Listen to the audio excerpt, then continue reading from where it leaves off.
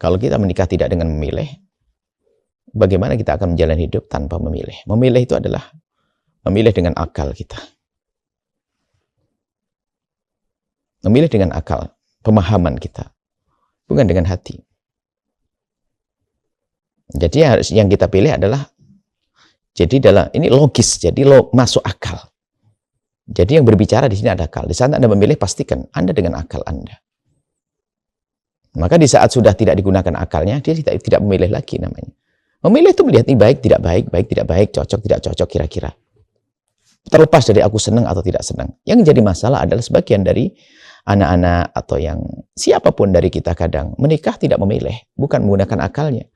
Tapi keduluan dia telah mencintainya.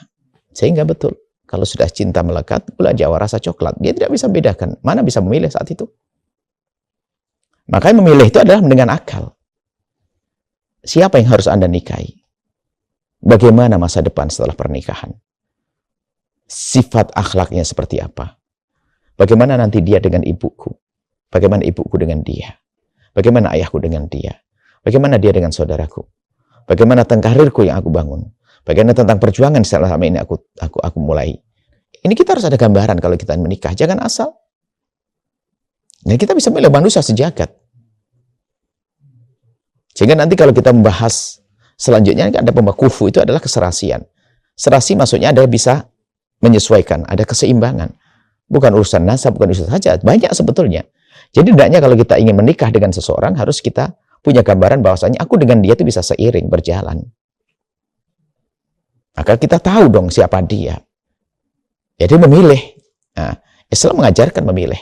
Maka yang pertama dan utama harus kita sadarkan kepada diri kita sendiri, anak-anak kita adalah menikah harus memilih dengan akal kita, bukan dengan hati dulu. Asalkan sesuai dengan akal kita, dia masuk akal untuk kita cintai, baru nanti kita masuk kepada wilayah langkah menuju pernikahan. Sebab nanti rambu-rambu besar kan bunyinya begini. Bangun cinta di atas pernikahan, bukan membangun pernikahan di atas cinta. Yang membangun pernikahan di atas cinta menjadi tualang cinta. Belum tentu setelah dia mencintai lalu dia menikahi. Kan sakit hati dan tersiksa. Dan dia tidak bisa memilih.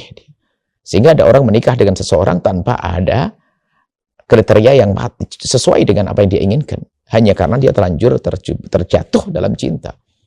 Dia kena panah asmara. Dia mabuk asmara. Dia nggak bisa memilih lagi. Hanya dia. Padahal mungkin orang tuanya, ibundanya, ayahandanya, gurunya, sahabatnya telah memberikan orang jauh lebih baik daripada dia. Cuman ya itu tadi. Dunia seluas daun kelor. Gula Jawa rasa coklat. Ini problem. Problem orang yang sudah dikuasai oleh cinta sebelum waktunya, maka dia tidak bisa memilih. Jadi memilih itu penting. Menyaksikan video ini, jangan lupa berselawat kepada baginda Nabi Muhammad sallallahu alaihi wa alihi wa sahbihi wasallam.